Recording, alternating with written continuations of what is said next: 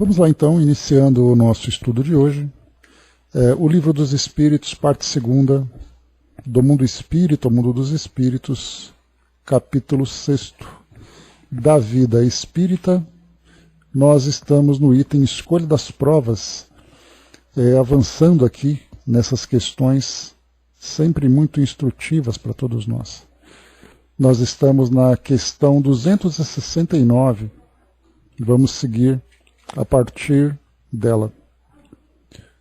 Bom, muito bem, vamos lá. Só um instante, muito bem. Nós vimos então nas duas últimas questões, Kardec perguntando se podemos, enquanto encarnados, já trabalhar na escolha das provas que acontecerão na nossa próxima existência. Como nós conversamos, sim, é possível, quando nós começamos a viver com seriedade, com responsabilidade, com a aplicação dos nossos melhores valores, nós começamos a observar as nossas próprias necessidades evolutivas e já começamos, desde agora, a fazer um planejamento. Por exemplo, na nossa próxima existência, eu gostaria muito de continuar tal atividade. Eu gostaria muito de ter a oportunidade de me desenvolver nesse ou naquele aspecto. Então a gente começa a elaborar aqui os nossos planos. Porém, os espíritos trazem para nós essa instrução. E nós vemos ali uma lógica muito clara nela, que ao chegarmos ao plano espiritual pela desencarnação, nós passamos então a ver que muitas vezes aquele nosso pedido, aquela nossa intenção, ela acaba ficando muito limitada na visão que nós tínhamos como encarnados, porque como desencarnados nós passamos a ver a nossa realidade, as nossas necessidades de uma perspectiva muito mais ampla, muito mais elevada, e passamos, até podemos aproveitar a ideia que foi lançada, porém nós vamos agregando ideias, propostas, interesses que vão muito além daquela limitada que nós tínhamos anteriormente. Né? Por exemplo, né, só se for para fazer a expiação, né, Cleusa? For para expurgar, a gente reencarna lá. Mas por enquanto eu acho que deu para passar por enquanto desse problema. Né? Então não temos essa necessidade no momento. Agora, quem quiser vir para cá, está convidado. Pode reencarnar aqui em São Paulo, não tem problema que vai dar tudo certo para vocês. Eu aqui garanto, eu faço um lobby em benefício de suas almas, tá bom? Então a gente vê assim, ó, exatamente, é brincadeira que a gente está fazendo, mas isso se torna muito real. Por exemplo, alguém que diz assim, olha, eu gostaria muito de reencarnar na Europa, numa família que seja suíça, numa família ali que seja dinamarquesa, sueca, que tenha ali, para que eu possa fazer uma determinada tarefa. E aí os espíritos, né, o mentor espiritual, dá aquela olhadinha de rabo de olho e fala assim, você está querendo mesmo provar alguma coisa ou você está querendo viver no bem bom? Né, por isso que na questão seguinte, na 268, ou melhor, na 267, bom dia Marion, deixa eu pegar aqui o trechinho que é bem interessante, que os espíritos apresentaram para nós, havendo que por provação escolhem contato com o vício, outros não haverá que busquem por simpatia o desejo de viverem no meio conforme seus gostos, ou para poderem entregar-se materialmente aos seus pendores materiais? Não parece natural, na questão 266, não parece natural que se escolham as provas menos dolorosas? Então isso é uma característica de espíritos ainda muito apegados à vida material, aos prazeres do mundo material. Agora, quando o espírito tem a lucidez, tem a compreensão das suas reais e verdadeiras necessidades, suas escolhas passam a ser muito mais maduras, muito mais responsáveis. Então, por isso que, como espírito, nós tendemos a ter uma ideia muito mais clara das nossas necessidades. E isso, claro, né, de acordo com o nosso próprio crescimento durante as nossas reencarnações. Então, nessa questão 267, bom dia, Sandra. Nessa questão 267, né, que se nós podemos desde já, sim, podemos. Só que na nossa condição evolutiva, nós podemos até fazer alguns rascunhos. Né? Assim como também, eu já comentei com vocês, que nós também fazemos aqui os nossos rascunhos a respeito da própria vida espiritual. Quando eu desencarnar, eu gostaria de... E aí cada um então começa a fazer a sua ideia. Aí quando a gente chega no plano espiritual muda tudo porque, primeiro, vai depender das nossas necessidades, das nossas condições, dos nossos interesses, enfim. Vários elementos começam então a serem ali acrescentados, né? Então por isso nós vimos nessa primeira questão. E na 268, até que chega ao estado de pureza perfeita, tem o espírito que passar constantemente por provas, e nós analisamos então a respeito da característica das provas, a respeito da eficácia dessas provas, né? Muito bem, questão 269, vamos em frente com o nosso estudo. Kardec pergunta: pode o espírito enganar-se quanto à eficiência da prova que escolheu? Então agora no plano espiritual, durante ali o trabalho, né, o planejamento que é feito, toda a análise que nós fazemos, olha, na próxima encarnação eu pretendo isso, pretendo aquilo, e para que eu possa me superar nas minhas tendências, nas minhas fraquezas e imperfeições, eu gostaria de vivenciar tal experiência. Peraí, mas será que essa experiência não seria intensa demais para as nossas capacidades? Será que essa experiência não poderia muito mais trazer para nós uma provocação, fazendo com que nós tendamos a um fracasso do que pensando no sucesso que nós gostaríamos?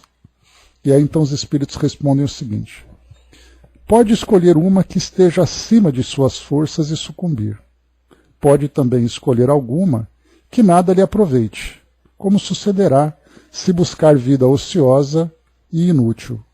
Mas então, voltando ao mundo dos espíritos, verifica que nada ganhou e pede outra que lhe faculte a recuperar o tempo perdido. Eu me recordo de conversando com alguém, não me recordo quem era, que pensava assim: olha, na próxima encarnação eu quero pelo menos tirar férias, para que eu possa dar uma descansada das dificuldades que eu estou vivendo nessa encarnação, porque está muito intenso para mim. Então, quer dizer, na nossa visão, na próxima encarnação a gente quer uma vida tranquila. Porém, aqui a gente vai entrar então, como sucederá se buscar uma vida ociosa e inútil. E aí então, sabendo que a nossa trajetória sempre tem por objetivo o nosso crescimento, no momento em que nós ficamos um período de estagnação, de ociosidade, a gente vai lembrar, irmã Sidufo, que uma das maiores angústias que um espírito sente é olhar para trás e perceber o que perdeu tempo. E essa noção de perda de tempo, naturalmente, ficará relativa à nossa condição evolutiva, à nossa capacidade de entender o objetivo das nossas encarnações, que é exatamente ali aquele progresso constante, aquele progresso contínuo. Muitas vezes nós vivemos vidas ociosas aqui na nossa trajetória. Tem até mesmo, né, uma mensagem que depois eu ponho para vocês lá no nosso grupo no WhatsApp, uma mensagem de Emmanuel, intitulada O que Produzes? Simplesmente com esse título. E ele faz uma comparação sobre todas as forças da natureza. As plantas, as sementes, os animais mais primitivos. Faz uma análise geral, né? As forças, por exemplo, da chuva, do rio. Tudo produz, tudo transforma, tudo cresce. Por que nós não temos, então, o interesse de fazer o mesmo? Nós que somos seres, que temos consciência, que temos inteligência, que temos todas as nossas capacidades. Então esse que produzes é uma pergunta bastante pertinente, é uma pergunta bastante profunda, que nos leva exatamente a compreender que a nossa existência sempre visará nos proporcionar oportunidades de evoluir. Tudo evolui no universo, tudo evolui na natureza, e nós somos seres que precisamos evoluir. Aqueles que, quando nós fazemos escolhas que nos levem a essa condição de ociosidade, nós lutamos contra as forças da natureza, lutamos contra as próprias leis de Deus. Porque se tudo evolui e nós resistimos a essa evolução, nós acabamos pagando um preço muito caro. E esse preço será exatamente ali que a própria natureza nos forçará a sair dessa condição de estagnação. Então virá, se nós não evoluímos pelo amor, nós naturalmente evoluiremos pela dor. E essa dor serão as necessidades. Né? Existe até um ditado que diz que a necessidade faz o sapo pular. Né? Então, quer dizer, a água fria faz o sapo pular, né? E as necessidades estimulam as nossas forças, nos tiram dessa condição de preguiça, digamos assim. E aí então, quando nós escolhemos uma existência que ela acaba se tornando para nós pouco produtiva, nós veremos que as próprias forças da natureza, forças da vida, de um modo geral, vão nos provocando para que avancemos. E geralmente essa provocação, esse estímulo, vem através da dor. A Angelina colocou, né, temos que trabalhar hoje para continuar trabalhando lá. Né? Então, o trabalho ele é um resultado da nossa própria conscientização, né, Angelina? Nós lembramos sempre que aquele indivíduo que trabalha por obrigação, ele é forçado realmente a fazer isso. Então, como nós vimos, as próprias circunstâncias da vida nos levam a trabalhar para diminuir o nosso sofrimento. Só que nesse caso, nós vemos que esse indivíduo ele é obrigado a fazer isso. Nós escolhemos, inclusive, conversamos, inclusive, no estudo anterior, sobre aquele indivíduo, as pessoas, né, que sonham, como todos nós, um dia ganharmos na loteria. E aí uma das primeiras escolhas que faríamos, né, de um modo geral, eu paro de trabalhar. Porque agora eu não preciso mais trabalhar. Então, nós observamos que a grande maioria das vezes aqui no nosso mundo, nós trabalhamos por obrigação. E não trabalhamos apenas ali pelo desejo de produzir, pelo desejo de transformar, pelo desejo de conquistar, pelo desejo de aprender. É simplesmente por obrigação. Então a nossa ideia é, agora que eu não preciso mais, eu vou viver a minha vida tomando sol, aquela aguinha de coco, pernas para cima e tudo mais. E aí vem a pergunta de Emmanuel, o que produzes? Por isso então as escolhas que nós fazemos com relação às provas, elas sempre visarão, e isso claro com a supervisão dos nossos mentores, dos nossos amigos do plano espiritual, sempre objetivando produzir alguma coisa, trazer alguma utilidade para todos nós. E se nós, por acaso, resistimos a essa evolução, as próprias forças das leis de Deus nos levarão a esse crescimento. Então, por isso, pode se enganar? Sim. Pode ser uma que esteja acima de nossas forças, e essas forças significam muitas vezes não apenas o sofrimento, que às vezes eu escolho uma vida muito difícil, uma vida muito dolorosa, que para mim vai fazer com que eu caia no desespero, desista de vivenciar aquelas provas, mas outras vezes, acima de suas forças, pode significar, por exemplo, eu escolher uma vida diante de um vício que eu não terei força para suportar. Lembremos, né, nós conversamos sobre Condessa Paula, precisamos depois fazer uma revisão desse texto dela, que a gente tem mencionado bastante, né, nos nossos estudos. Então ela fala para escolhermos a prova da riqueza como sendo a última. E se nós escolhermos agora, nós teremos forças para resistir a todas as tentações que uma vida com tanta fartura, uma vida com tantas oportunidades, e nesse caso oportunidades negativas, oportunidades de queda, será que nós conseguiríamos resistir a isso? Então essas forças que fala para nós aqui acima de suas forças e sucumbir, faz relação não apenas com as dificuldades, mas também com as facilidades que vão trazer para nós ali esses convites a essas quedas que infelizmente nós podemos vivenciar. Então temos ali as dificuldades que uma escolha pode nos apresentar e podemos também das facilidades que nós podemos escolher em termos de ociosidade e de inutilidade. Vamos a Miramês, bom dia, abraço. Engano na escolha. Texto bem bacana aqui de Miramês, trazendo para nós essa reflexão. Vamos lá. A Angelina colocou, né, além das tarefas, gosto de plantar sementes para acompanhar o progresso delas. Né? Quer dizer, quando a gente começa sempre a utilizar a nossa disponibilidade, a nossa inteligência, as nossas possibilidades para sempre produzir, sempre aprender, é fazer com que nós mobilizemos energias do nosso mundo em nosso favor, para o nosso crescimento. Miri colocou, né, hoje vemos uma crescente visão de ganho fácil e rápida, principalmente no mundo digital. E até que ponto estamos nos responsabilizando e analisando as consequências, né? Então, realmente é a ideia do sonho de uma vida fácil, de uma vida tranquila. Apostas, por exemplo, que nós vemos hoje, apostas e mais apostas oferecendo oportunidades de ganho fácil. Só que isso para nós terá um preço. Muitas vezes até será para nós um preço que nós não conseguimos ainda dimensionar. Porque nós estamos ainda vivendo o dia a dia do mundo material e não temos ainda a visão mais ampla, a visão mais elevada da realidade do espírito. Somente quando nós chegamos ao mundo espiritual, nós veremos, nossa, mas eu ganhei muitas apostas. E daí que você ganhou? O que você fez com isso que você ganhou? Então todas essas perguntas, nós só teremos condições de responder quando nós estivermos com a nossa consciência num plano mais elevado. Mais elevado no sentido fora das limitações do mundo material. Vamos aqui para nós então. Engano na escolha. O espírito pode perfeitamente se enganar na escolha da prova que queira experimentar na Terra. A sua percepção, não atingindo a realidade, leva-o a pensar que está sendo inteligente escolhendo provas de ociosidade, tendo, como no dizer popular, só sombra e água fresca.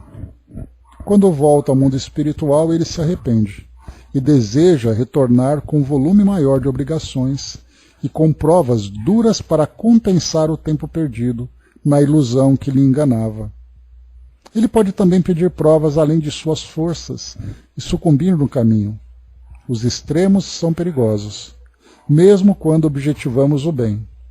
Tudo depende das forças da alma, que já despertou, e os benfeitores espirituais deixam, em nome do Criador, que certas situações ocorram, quando isso serve de lições mais profundas ao espírito, de maneira a se conscientizar da verdade. Até o próprio engano é lição, porque as consequências favorecerão ao espírito a oportunidade de procurar os caminhos mais acertados. Ninguém engana Deus.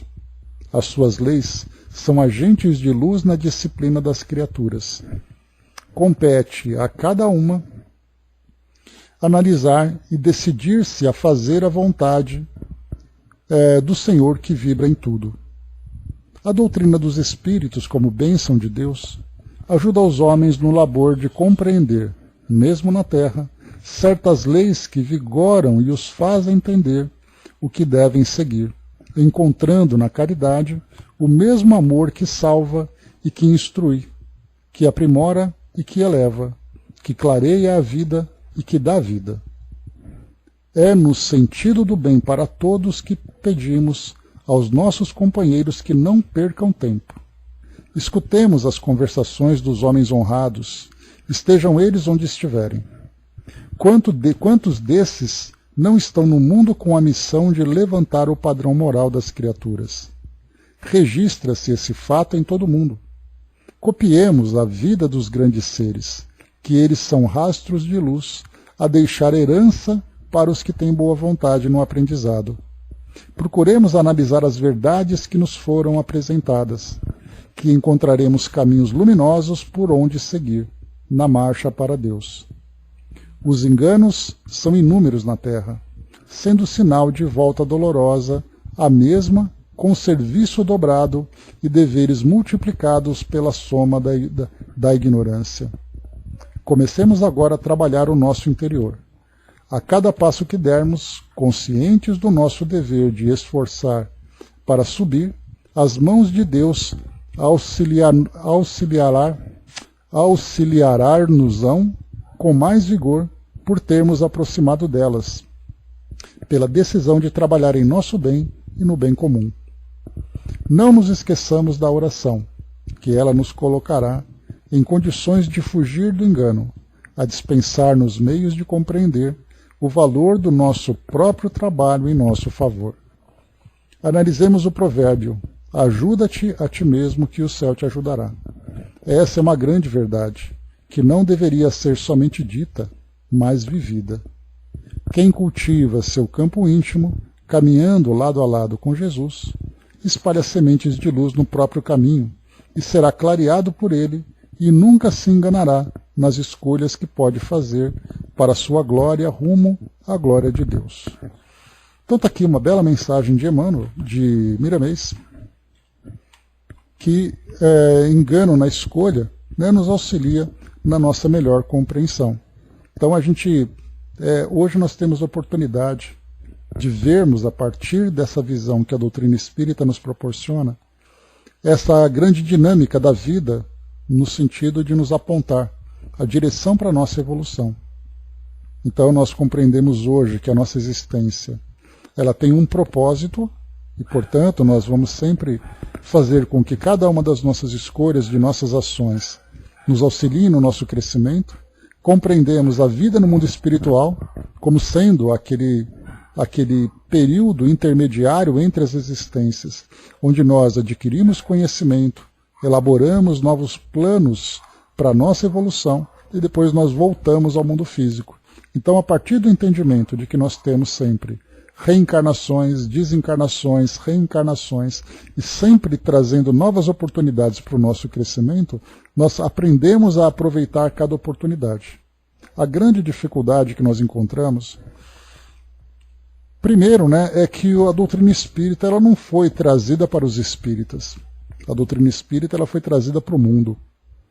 E nós vemos ainda o quão ainda distante ela está de conseguir alcançar a maioria dos corações do nosso mundo. Porque todos nós vivemos ainda iludidos de que essa nossa existência terrena é a nossa única oportunidade.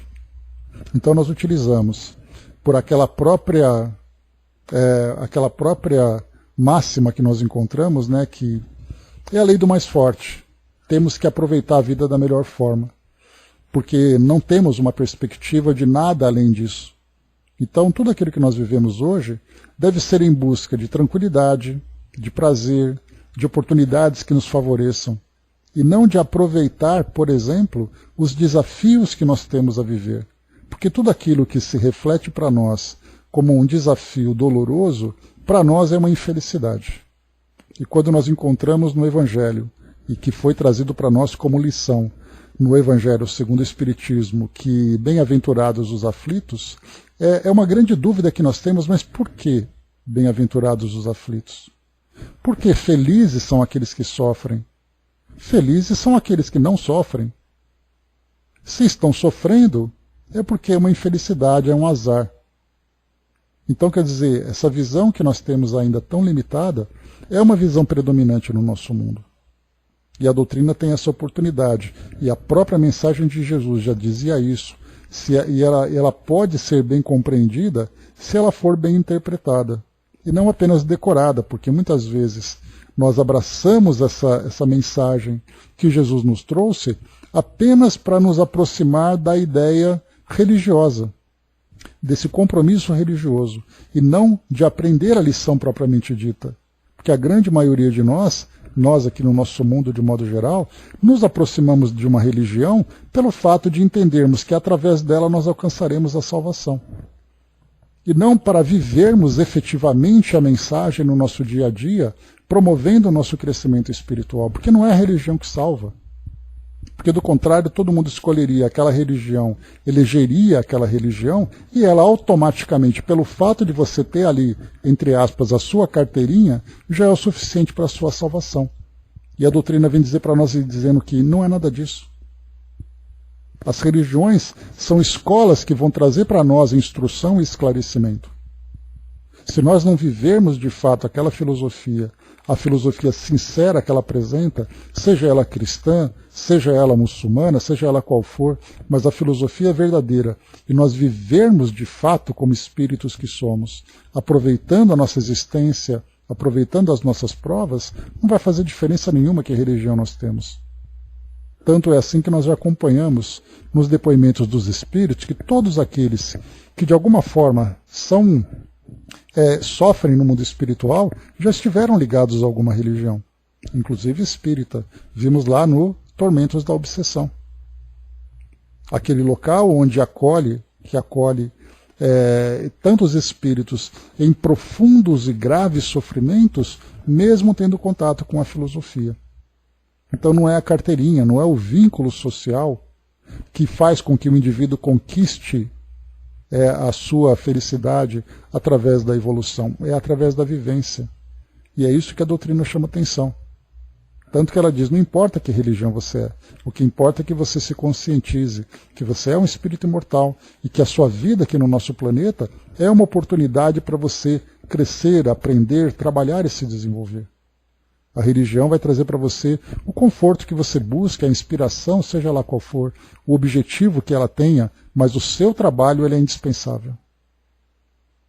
E é por isso que nós encontramos muitas vezes aquelas pessoas que não saem das instituições, frequentam diariamente, estão ali o tempo todo participando e tal, mas na vida cotidiana ela simplesmente não produz nada. Não, eu vou ser salvo porque eu estou o tempo todo ali ligado, eu estou o tempo todo ali participando. Essa é a grande ilusão que nós encontramos. Então a doutrina ainda tem um trabalho muito profundo de transformação do nosso mundo, mas é um trabalho inicial, que mesmo tendo ali um século e meio, mais de um século e meio de existência, ela tem muito ainda a se difundir. E não para transformar as religiões, que nós sabemos disso, mas para transformar o nosso entendimento do papel das religiões, e inclusive o entendimento sobre nós mesmos. Pois é, Braz, essa ideia do dízimo, ela trouxe uma grande transformação no nosso mundo na época em que nós tínhamos ali as indulgências, né?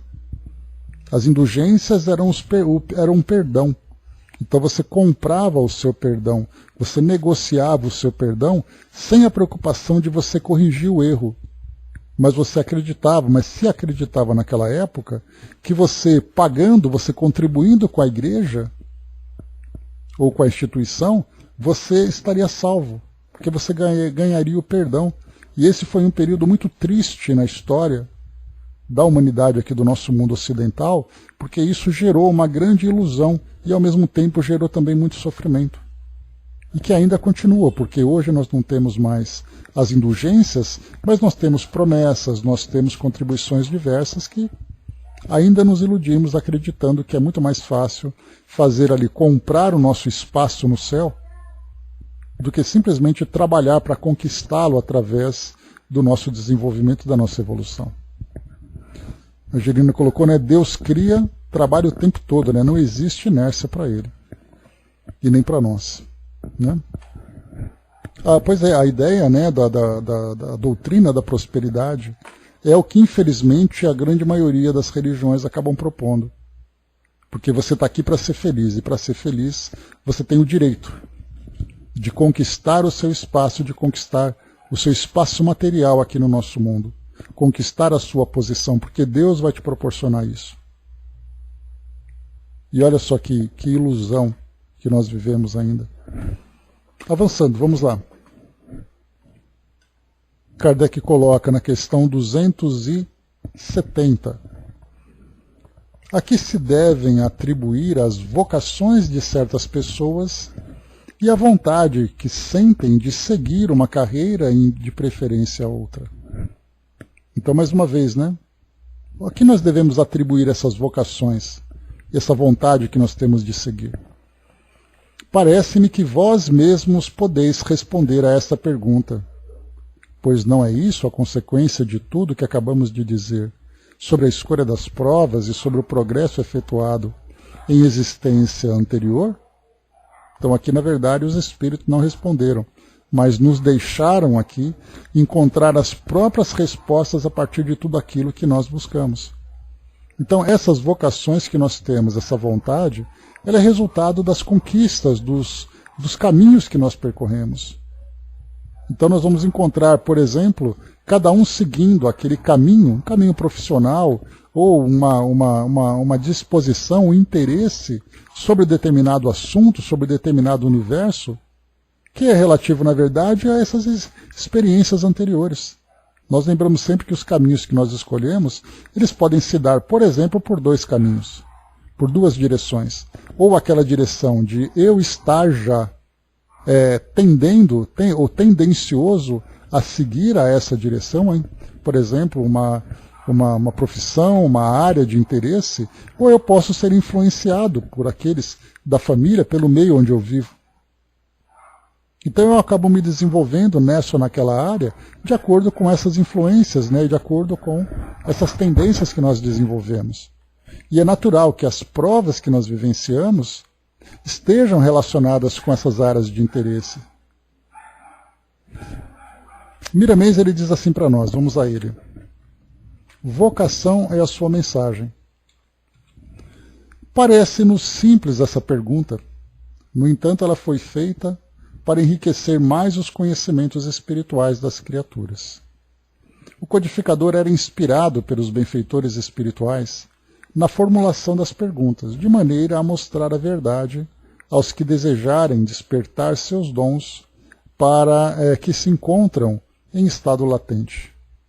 A vocação de certas pessoas para tal ou qual profissão está ligada à escolha que fez quando o espírito livre da matéria.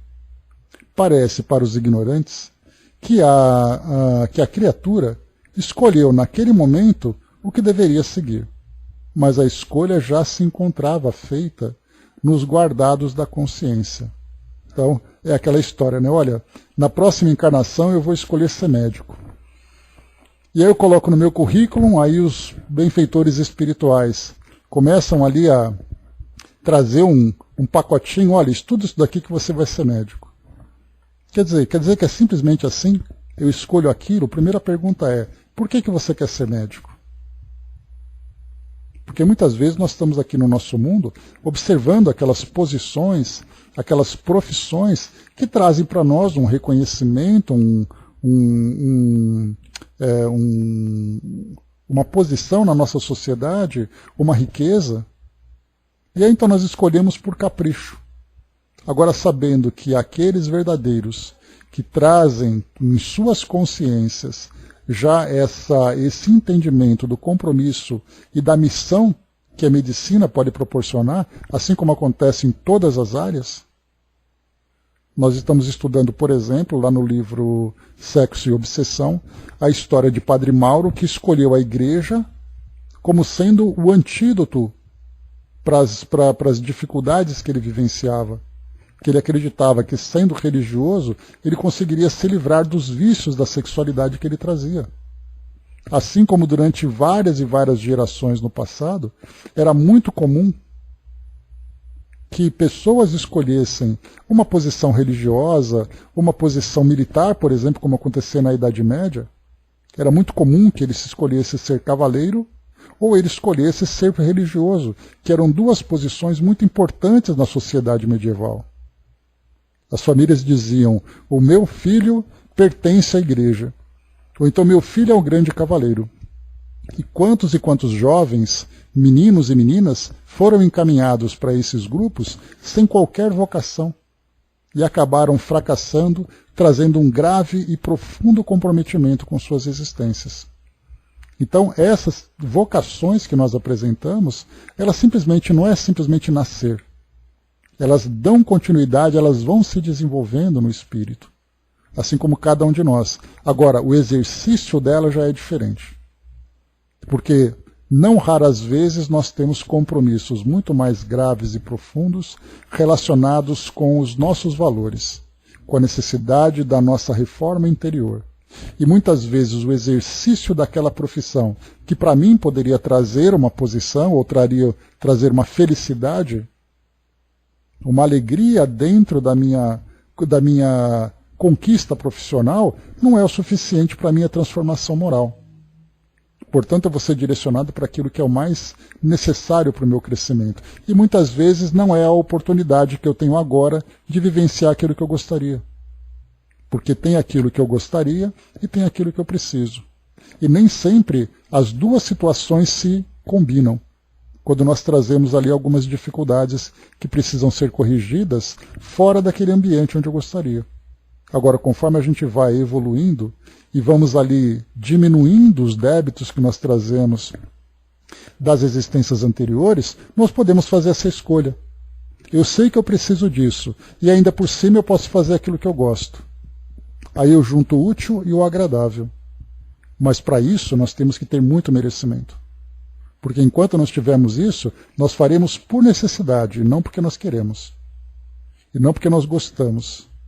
É isso que Miramês traz para nós.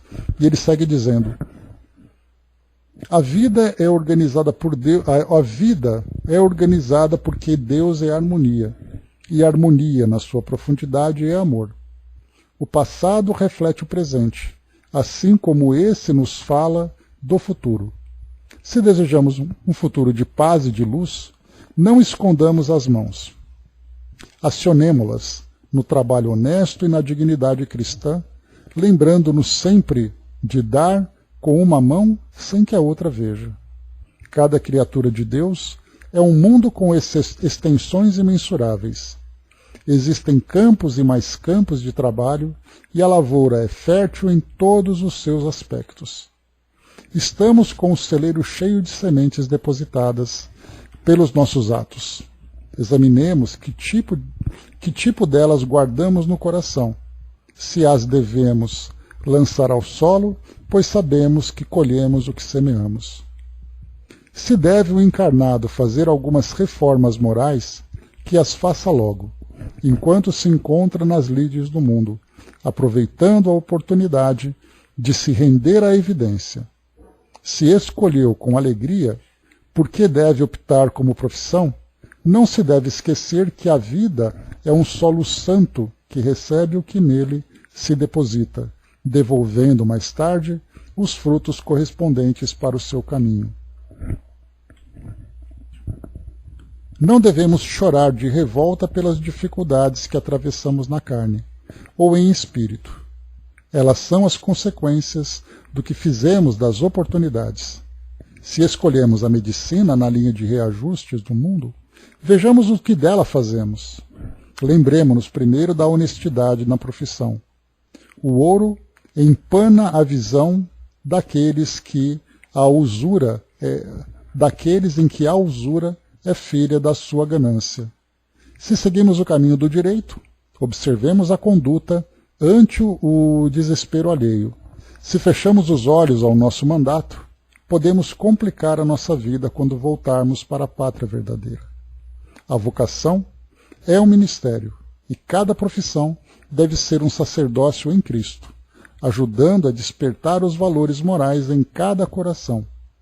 Devemos ganhar para viver, e não vivermos para juntar o ouro, sem que esse ouro circule em favor do próximo. A profissão tanto pode elevar como destruir as nossas possibilidades. Se já somos conscientes da verdade, podemos ajudar aos que nos cercam, mostrando a cada um, pela palavra e pelo exemplo, o que devemos fazer das profissões para que o mundo de amanhã se torne um paraíso de Deus e benefício dos homens, mas para tanto, a conquista é um molde de luz para a paz de consciência. Não joguemos fora o que Deus depositou em nosso caminho como trabalho. Aprimoremos cada vez mais tudo o que fazemos, sem nos esquecermos de convidar Jesus para nos inspirar no que fazer das oportunidades que nos foram entregues por misericórdia. Então, tem muito ainda, né? A nossa visão, o nosso entendimento, ele diz respeito àquilo que nós observamos hoje. Então, quando nós falamos de uma profissão, então nós temos aqui, né, o Miramês, ele mencionou para nós a medicina, o direito, mas nós temos ali todas as áreas que de alguma forma contribuem para a transformação da nossa sociedade, para a transformação das pessoas que se beneficiam dos nossos esforços. Então nós temos uma visão hoje de qual é o objetivo dessas tarefas que nós realizamos. Quando nós olhamos para o mundo espiritual, nós veremos também quantos são aqueles que, mesmo desejando e gostando de fazer determinado tipo de tarefa, ele fica distante porque ele perdeu o merecimento para isso.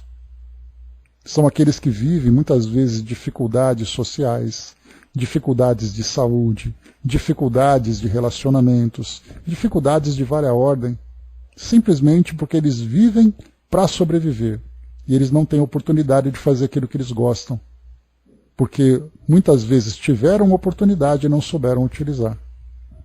Nós tivemos um exemplo interessante que o espírito Jobar, que nós estamos estudando na Revista Espírita, ele comentou sobre a existência anterior dele, né, antes dele ser o senhor Jobar que nós conhecemos, que era o engenheiro, que era aquela pessoa ligada ao grupo dos industriários e tudo mais, né, lá em Bruxelas. Ele dizia que numa existência anterior ele foi um mecânico, também ligado a essa mesma área, só que ele era uma pessoa muito simples, muito humilde, e ele não teve oportunidade de fazer nada além de sujar as mãos de graxa. E aí ele dizia que agora, ligado a essa mesma área, ele teve a oportunidade de pôr em prática aquilo que ele gostaria realmente de fazer, porque agora ele teve as oportunidades. E essas oportunidades vieram porque ele teve merecimento para isso. Então ele esteve ligado nessa área, ele foi mecânico numa existência, foi engenheiro na outra, e nessa outra ele conseguiu se posicionar diante de uma sociedade que reconhecia o seu trabalho, mas intimamente ele conseguiu se realizar como pessoa, fazendo aquilo que gosta, tendo as oportunidades que favoreciam, e ele soube aproveitar bem isso. Soube fazer bom uso da posição que ele teve, do intelecto que se desenvolveu, sendo que antes ele tinha a sua limitação, inclusive intelectual. Muitas vezes o indivíduo reencarna fazendo um determinado tipo de trabalho, por exemplo, um trabalho braçal, não porque ele não tenha competência para fazer mais, mas porque muitas vezes ele teve oportunidade e não soube utilizar. E agora ele volta com essa restrição para que ele possa viver da forma mais difícil, para que ele possa se aprimorar moralmente. Isso se ele tiver merecimento para isso. Porque se ele não tiver, ele vai fazer alguma coisa simplesmente para sobreviver. Nós olhamos na nossa sociedade hoje, nós não vemos, por exemplo, quantas e quantas pessoas ficam limitadas, por exemplo, a uma vida restrita dentro de casa, alguém que fica catando papel na rua. A gente pensa assim, mas espera aí, um catador de papel, será que aquela pessoa não teria nenhuma vocação? Sem dúvida ela teria, porque era um espírito imortal, e ela já viveu muitas e muitas existências. Mas por que ela perdeu a oportunidade de se desenvolver para viver dessa forma tão dolorosa? Porque a grande preocupação não era a realização dos sonhos dela. A grande preocupação era a sua transformação moral. Nós vemos hoje, olhando pelo mundo, quantas e quantas pessoas estão deslocadas, entre aspas, daquilo que gosta, do ambiente que gosta, simplesmente para poder viver as experiências morais da forma mais dolorosa que precisam. Olhamos para o interior do nosso país, por exemplo, vendo pessoas que estão ali sobrevivendo um dia depois do outro, que muitas vezes se perguntam qual é o sentido da vida. Por que eu não tenho oportunidade de fazer nada do que eu gosto?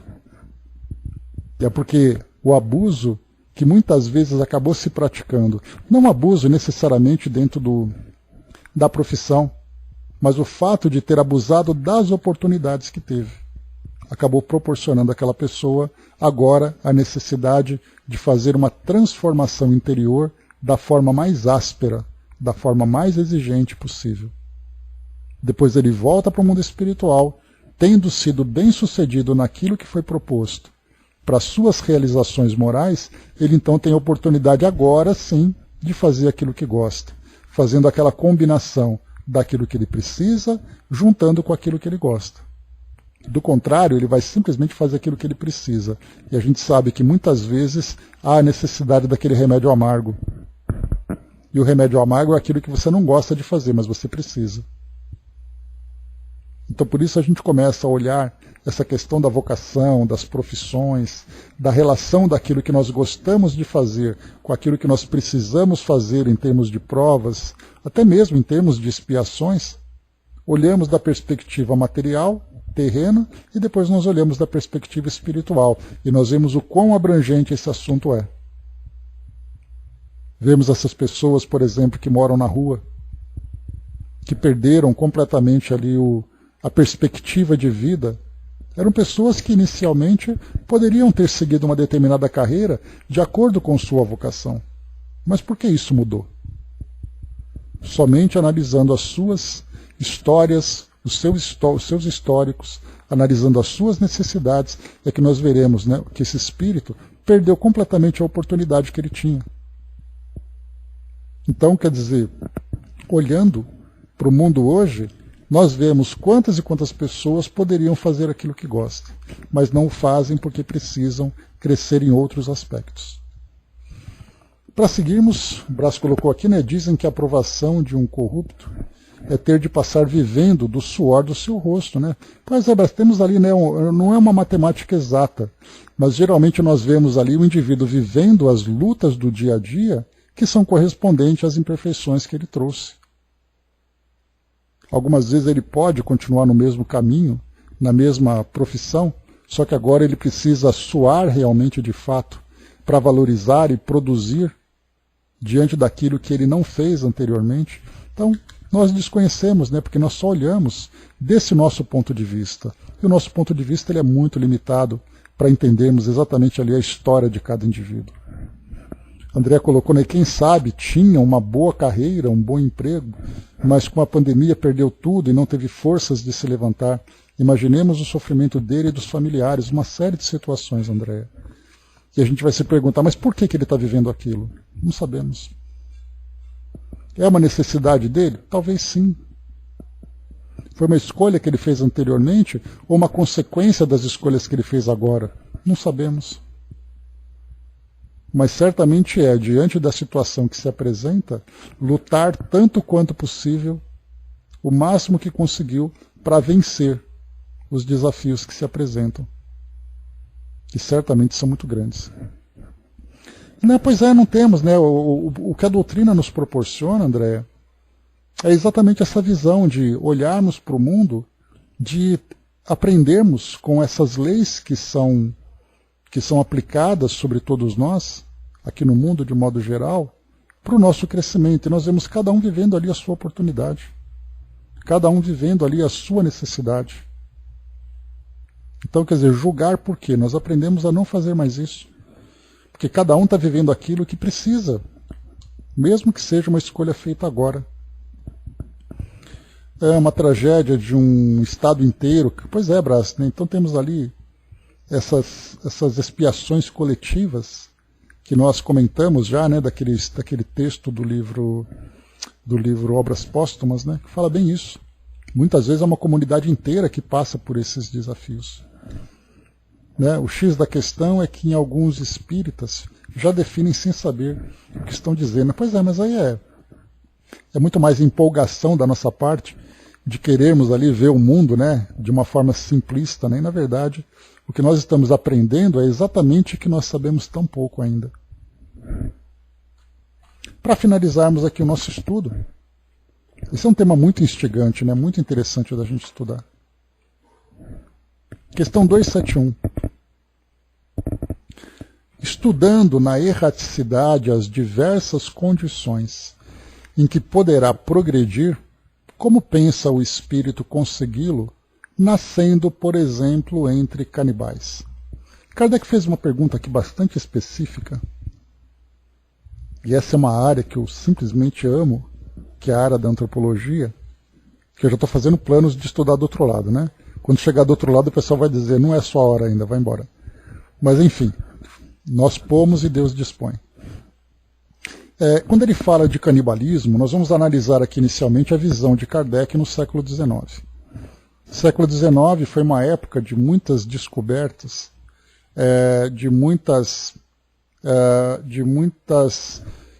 explorações e missões que aconteciam nas Américas, na África, na Ásia, na Oceania. Muitos novos povos acabavam sendo descobertos.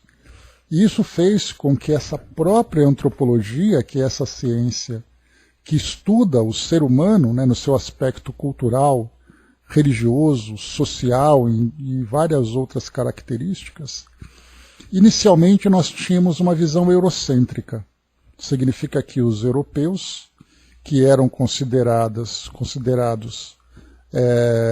o povo superior, culturalmente, socialmente, pela sua estrutura e tudo mais, eles passavam a olhar o mundo da perspectiva deles.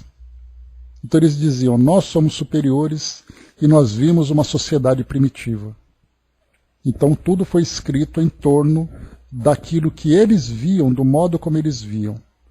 Essa questão do canibalismo, ela foi trazida com muita polêmica naquela época, porque muitos desses conquistadores que viajavam explorando o mundo afora, nós vimos Darwin, por exemplo, que não era antropólogo, mas ele era naturalista.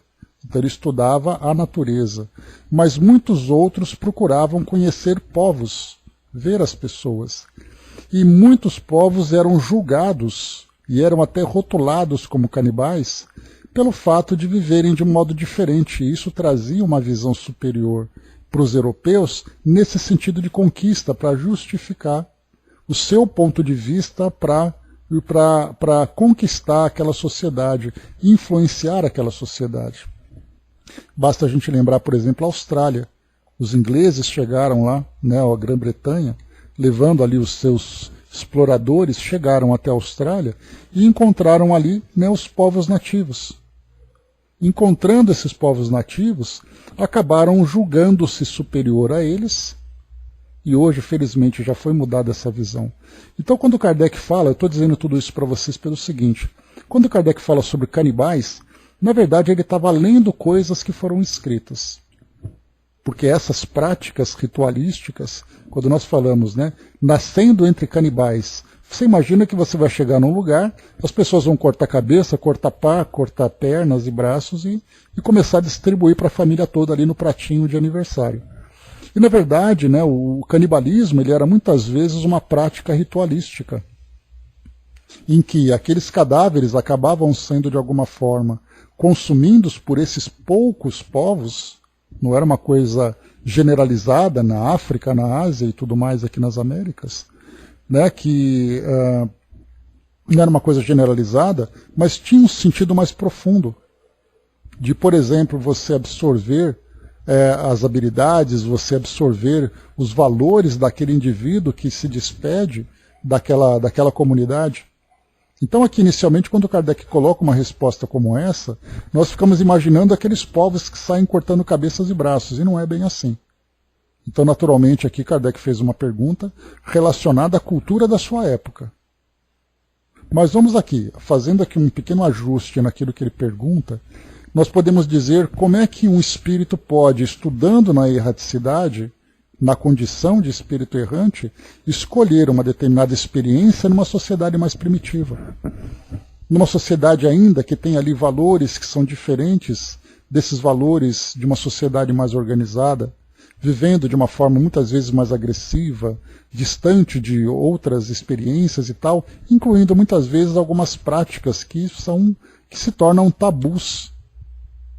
Como, por exemplo, né, os indianos, eles tinham e continuam tendo como prática queimar cadáveres, né, os corpos dos seus entes queridos, na beira de rios que são considerados rios sagrados. E aí então nós aqui do mundo ocidental, que fazemos os nossos sepultamentos nos nossos cemitérios, colocamos ali os nossos monumentos, colocamos flores, etc, etc, etc, nós julgamos, mas como eles são primitivos fazendo isso? E na verdade é uma questão cultural, é uma outra visão que se tem. No Oriente Médio, por exemplo, quando eles vão fazer um sepultamento, eles não usam caixões, eles enrolam os seus entes, dão banho nos seus entes, enrolam num lençol e enterram, sepultam os seus mortos. E nós vamos dizer, nossa, como eles são primitivos, porque nós colocamos em madeira, né, em caixões de madeira polida, alças douradas, significa que eles são primitivos. Por isso, então, o que Kardec coloca é por que o espírito, então, compreendendo, tendo mais compreensão no mundo espiritual, de alguma forma ele opta por reencarnar numa sociedade que não é tão evoluída como essa que nós temos hoje. aí a resposta dos espíritos passam a fazer um sentido diferente. Os espíritos respondem assim, que entre canibais não nascem espíritos já adiantados, mas espíritos da natureza dos canibais, ou ainda inferiores aos destes.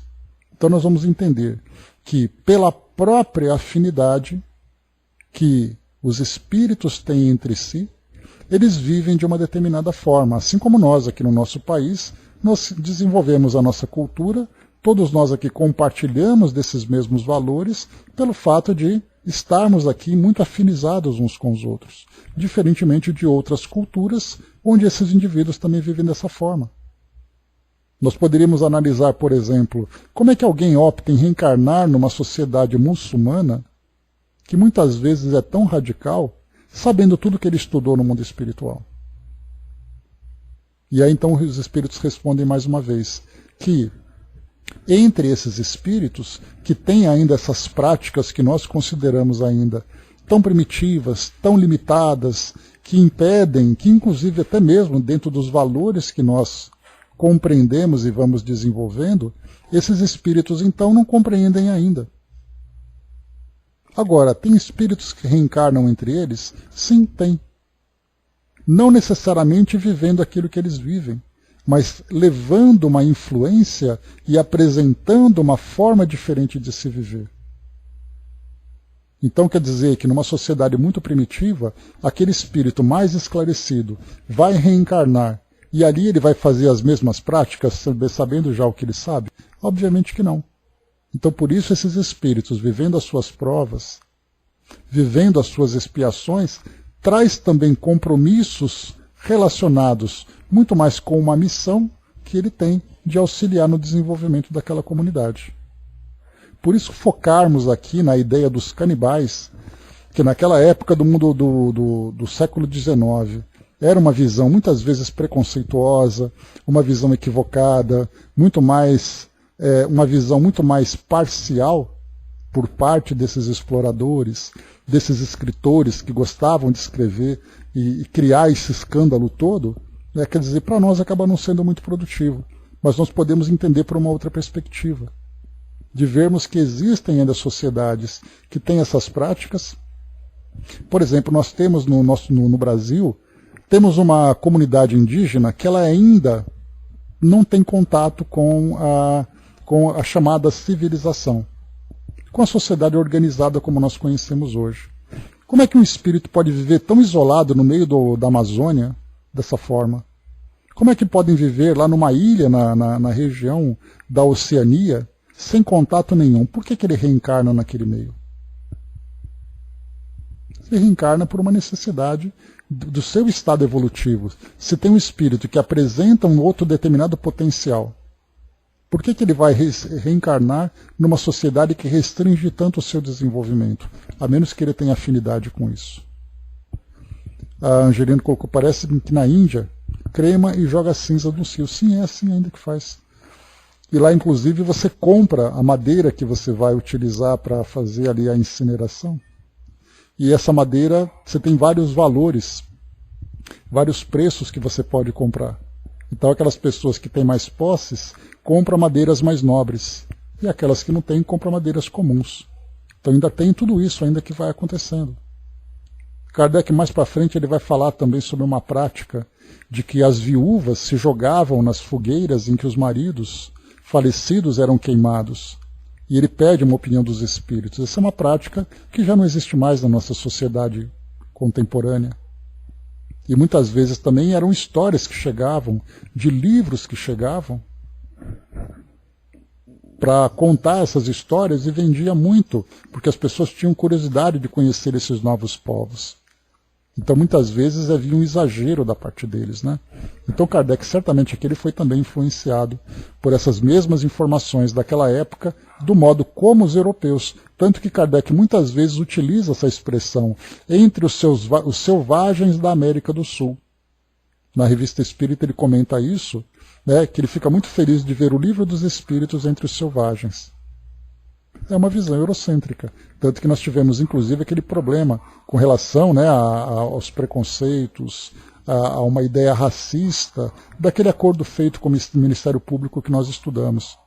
Porque era uma visão eurocêntrica. Então, não nos preocupemos muito com esse tipo de visão que se tinha naquela época. André colocou, né? Além da limpeza, ainda existem outras práticas comuns acerca da morte na Índia. Após um falecimento, nas escadarias da cidade de Varanasi, né, por exemplo, é comum ver fogueiras ardendo durante todo o dia. Acontece que ela fica perto do conhecido rio Ganges. A população do país acredita que suas águas são sagradas e promovem a limpeza dos pecados. Por isso também são usadas durante as cerimônias funerárias e religiosas. Segundo eles, ajuda no processo de purificação da alma para a futura reencarnação. Interessante que eles aceitam a reencarnação, mas têm uma visão levemente distorcida, pelo menos para mim, né? Pois é, então é tudo uma questão de construir a visão cultural de cada povo, Andréa.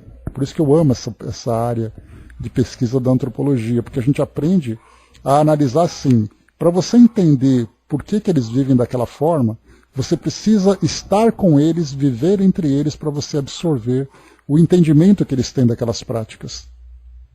Até mesmo, nós pegamos, por exemplo, uma sociedade que nós, entre aspas, vemos como uma sociedade desenvolvida, como europeus e norte-americanos. Quando você vive entre eles, você vai ter práticas que são também bem diferentes. Né? Pois é lindo isso daí, né? Os aborígenes e tudo mais. Né? Então, inclusive, tem aquele livro, né? Os Argonautas do Pacífico Sul, que é um livro maravilhoso, que fala sobre o contato de um antropólogo com uma comunidade que vivia numa ilha. E ele viveu lá durante muito tempo, compreendendo todas as práticas, todo o cotidiano deles, para depois ele entender por que eles faziam isso. É muito legal, né? A mesma coisa também, Brás, né? Então, quer dizer, conhecendo ali, né, o pessoal do Ceilão, o pessoal da Índia, também através dos seus livros sagrados, nós também teremos esse entendimento. Então aqui, Kardec depois faz um comentário, eu vou ler rapidinho, só para a gente poder concluir, não quero atrasar mais vocês. É rapidinho aqui, então Kardec vai falar o seguinte, mais uma vez a gente vai analisar por essa perspectiva, tá? De que os europeus olhavam para o mundo com uma certa superioridade. E muitas das histórias que eram contadas eram as histórias que eram ou exageradas ou distorcidas por falta de uma compreensão, por falta de uma ciência que os ajudassem a ter essa visão. Então ele diz assim, sabemos que os nossos antropófagos não se acham no último degrau da escala espiritual, e que mundos há onde a bruteza e a ferocidade não têm analogia na Terra. Os espíritos que aí encarnam são, portanto, inferiores aos mais ínfimos que no nosso mundo encarnam. Para eles, pois, nascer entre os nossos selvagens representa um progresso, como o progresso seria para os antropófagos terrenos exercerem entre nós uma profissão que os obrigasse a fazer correr sangue. Não podem pôr mais alto suas vistas, porque sua inferioridade moral não lhes permite compreender maior progresso. O espírito só gradativamente avança. Não lhes é dado transpor de um salto a distância que a civilização separa a barbárie, e esta é uma das razões que nos mostram ser necessária a reencarnação, que verdadeiramente corresponde à justiça de Deus. De outro modo, que seria desses milhões de criaturas que todos os dias morrem na maior degradação se não tivessem meios de alcançar a superioridade? Por que os privaria a Deus dos favores concedidos a outros homens? Né? Então Kardec aqui trouxe essa visão, mais uma vez, dos antropófagos. Então, muito bem, fechando por aqui o nosso estudo de hoje, nós tivemos, então, a partir dessas questões que foram apresentadas, esse entendimento, né, que nós temos aqui do nosso mundo, a visão que você tem do mundo espiritual, nessa questão, escolher uma prova de viver numa sociedade tão primitiva como essa, qual seria o propósito de tudo isso? Então, muito bem, é isso. Questão 200.